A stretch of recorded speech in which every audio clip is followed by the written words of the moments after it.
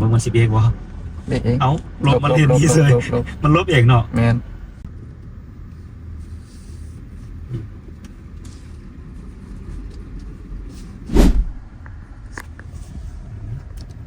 ล็อกเลนแล้ว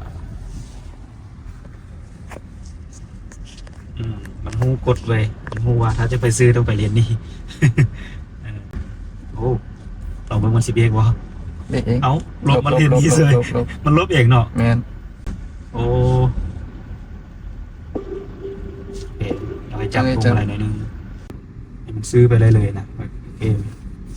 มันก็จะหูโค้งตามเลยรักษามันอยู่เซนเตอร์เลยถ้าเส้นถนนมันว่าสับสนมันก็โอเค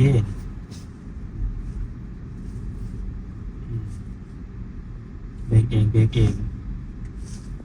อยู่ใส่กลรถเขาได้ โอ้มันหูโอเคจับหน่อยนึงโอเคจับแล้วต่อไป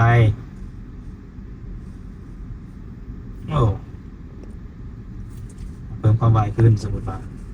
มันเบรกเองเวลาเขาโค้ง68 65วอนความไวให้เองไว้เวลาอันนั้นเวลาขึ้นภูลงภู